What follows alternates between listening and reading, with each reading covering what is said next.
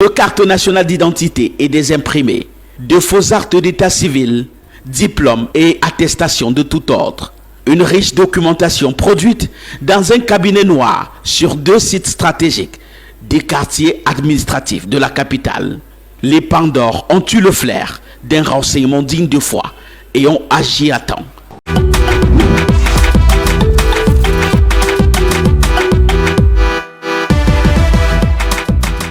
À qui profitent les faux diplômes au Cameroun?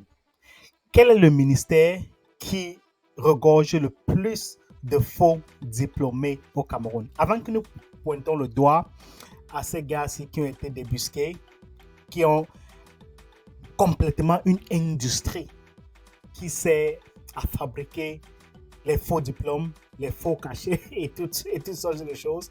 Avant que nous puissions pointer les doigts à ces gens, c'est les fausses cartes d'identité, essayons de nous poser à qui profitent ces faux diplômes. Bonsoir à tous et bonjour si vous me regardez à partir de Cameroun. Moi, c'est Melenoni. Je suis le présentateur de l'E Show et je vais vous inviter une fois de plus à plonger ce soir dans ce phénomène de faux diplômes qui continue à grandir au Cameroun. Parce que ça, ce n'est pas la première fois qu'on parle de faux diplômes. Les faux diplômes, c'est une affaire qui, depuis des années, nous attendons toujours parler au Cameroun. Mais la question maintenant, c'est à qui profitent ces faux diplômes? Avant que nous puissions répondre à cette question, je vous invite à suivre ce reportage de Canal 2 et je vous reviens. À tout à l'heure. Impressionnant à la vue, le contenu de tout un labo en plein air. Nous sommes à la première région de gendarmerie, à Yaoundé. Exposés là, de faux récépissés, de cartes nationales d'identité et des imprimés, de faux actes d'état civil, diplômes et attestations de tout ordre. Une riche documentation produite dans un cabinet noir sur 2 sites stratégiques des quartiers administratifs de la capitale. Les Pandores ont eu le flair d'un renseignement digne de foi et ont agi à temps. Nous avons déployé nos équipes sur le terrain.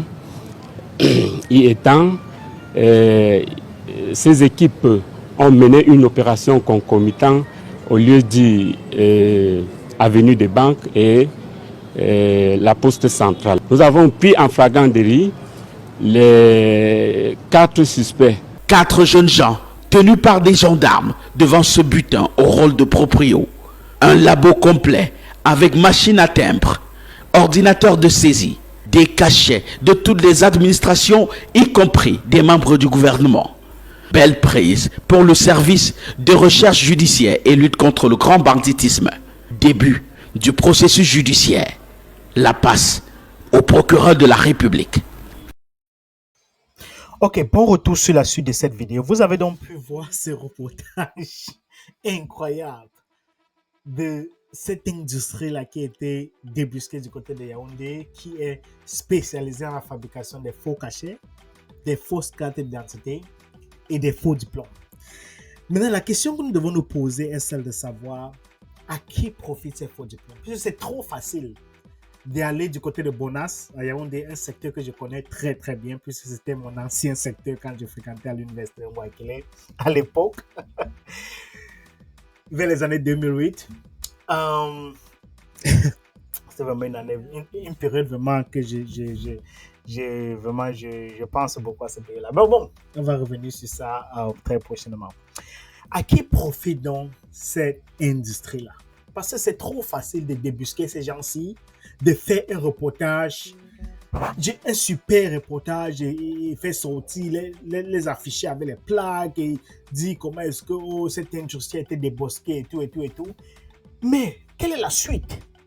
Quelle est la suite? Puisque au Cameroun, on est toujours champion de faire ces très gros reportages pour dire comment est-ce qu'on a débusqué une industrie de fabrication des fausses ici, des fausses là. Mais la question maintenant à se poser, c'est que qu'est-ce qui devient de ces gens-là?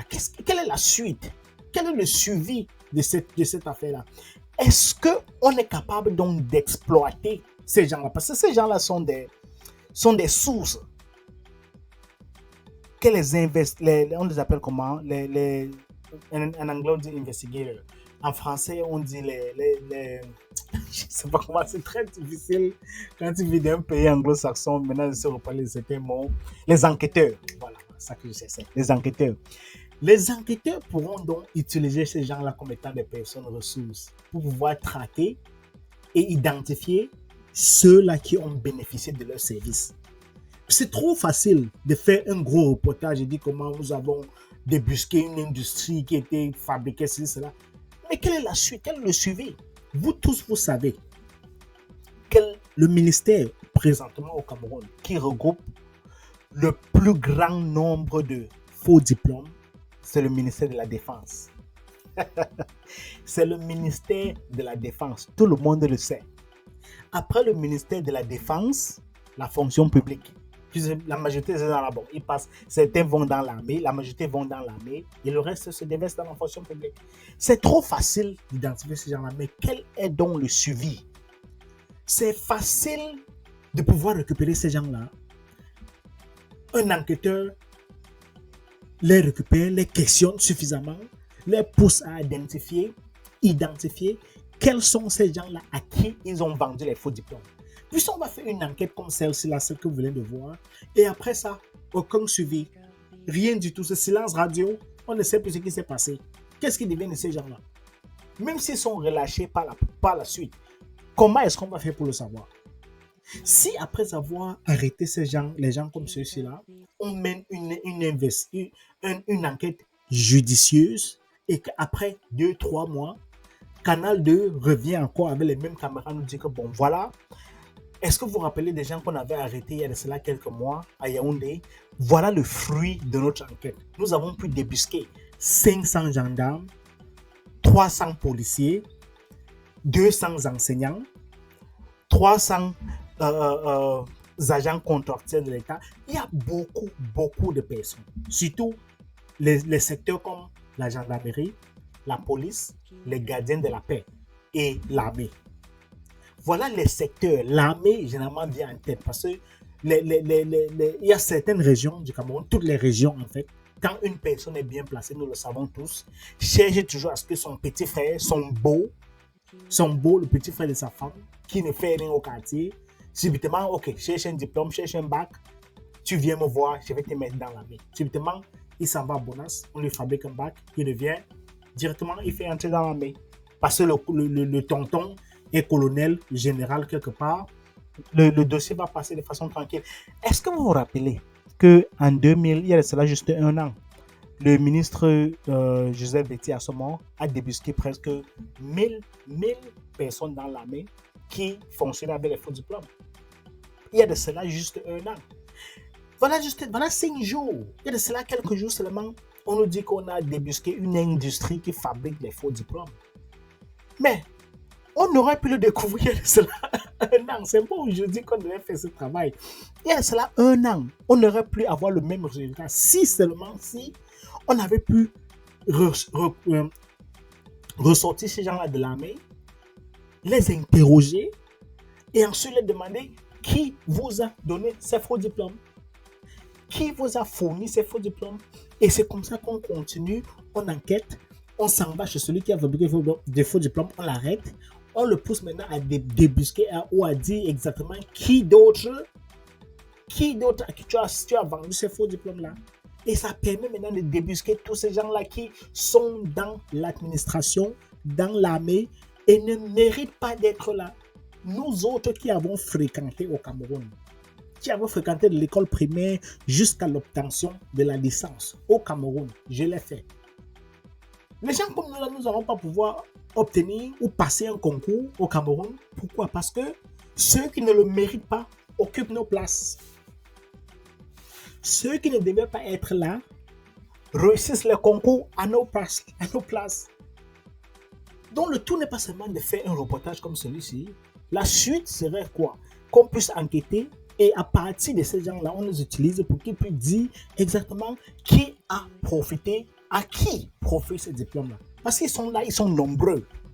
Ils ont les clients. Si c'est une industrie à plus prospérer comme ça et qu'ils ont toutes ces machines, tous ces cachets-là, c'est parce qu'il y a les preneurs. Si vous ouvrez une entreprise et que vous n'avez personne qui vienne toquer à vos portes pour pouvoir acheter vos produits, vous allez fermer.